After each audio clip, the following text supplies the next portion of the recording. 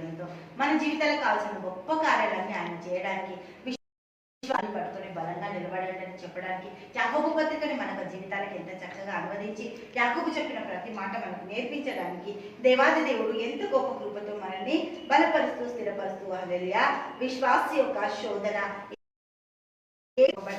ఏ విధంగా విశ్వాస శోధనలో నిలబడాలో దేవుడు చేస్తున్న అద్భుత కార్యాలతో దేవునికి మహిమ కలుగును గాక హల్లెలూయా. ఆయన తను సూచించిన వాటిలో మనల్ని ప్రథమ ఫలము ఆ విశ్వాసకి శోధనలో బలమిచ్చే దేవుడిని మనము కలిగి ఉన్నాం. అందుకే మొదటి కొరింథీయులు 10వ అధ్యాయము 13వ వచనంలో మీరు సహింపగలిగిన దానికంటే ఆయన ఎక్కువ ఇవ్వలేదు అంటాడు. దేవుడికి మహిమ కలుగును గాక హల్లెలూయా. రెండోది ఏంటి అంటే హల్లెలూయా దేవునికి మహిమ కలుగును గాక విశ్వాస యొక్క విజయము. విశ్వాస యొక్క విజయం ఎంత చక్కటిది అంటే ఆ ఒక విజయంలో మనం ఎంత అద్భుతంగా నిలబడడానికి విశ్వాస యొక్క విజయాన్ని మనము వాడుకోవడానికి హల్లెలూయా. 5వ అధ్యాయము 6వ వచనం చూద్దాం. హల్లెలూయా.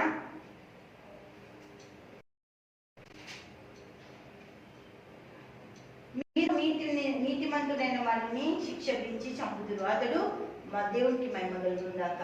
మిమ్మల్ని ఎదిరింపడు, నీతిమంతుడు ఎవ్వరిని ఎదిరింపడంట. నీతిమంతుడు ఎవ్వరితో ఒక మాట ఆయనకి ఏదైనా సహించుకొని నిలబడ్డ నీతిమంతుల జీవితాలలో మన జీవితాలు దేవుడు కలిపి నీతిమంతులుగా మనల్ని తీర్చిదిద్దారు. దేవునికి మహిమ కలుగును గాక.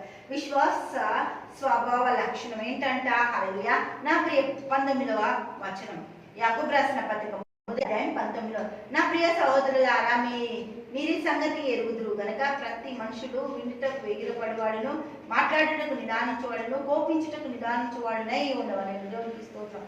ఎటువంటి మాటలైన నిదానించాలంట. మాట్లాడడానికి కోపం దేవుని నీతిని నెరవేర్చదు. కోపం ఎందుకు రాదు? మన స్వభావంగా మానవ కదా శరీరం కోపం వస్తుంది. హల్లెలూయా. ఏలియా మన వంటి స్వభావం కలిగిన వాడి మానవ స్వభావం మనది.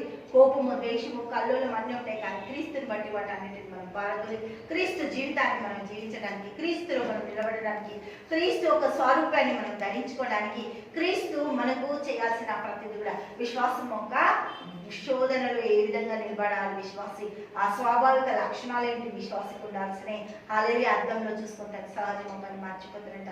అటువంటి వాళ్ళుగా మనం ఉండొద్దు. వాక్యాన్ని వినేవారిగా ఉండాలి, వాక్యాన్ని నెరవేర్చే వారిగా ఉండాలి, వాక్యం మన జీవితాలు ఫలింపవారిగా ఉండాలి. దేవునికి స్తోత్రం. వాక్యం మనకు కావాల్సిన ప్రతి దాన్ని నెరవేరుస్తుంది. విశ్వాస యొక్క జీవితం అద్భుత కార్యాలతో నడిపించడానికి ఆయన వాక్యం మీద మనం ఎప్పుడైతే అరుణంచగలిగిన ఖడ్గాన్ని మనము ఆశ్రయిస్తామో పట్టుకుంటామో మన జీవితానికి కొద్దుగా కొరత ఉంది. విశ్వాస బలమైన సాధనంగా నడవడానికి యాకోబు పత్రికని మనం ఇంకా చాలా చదవాలి.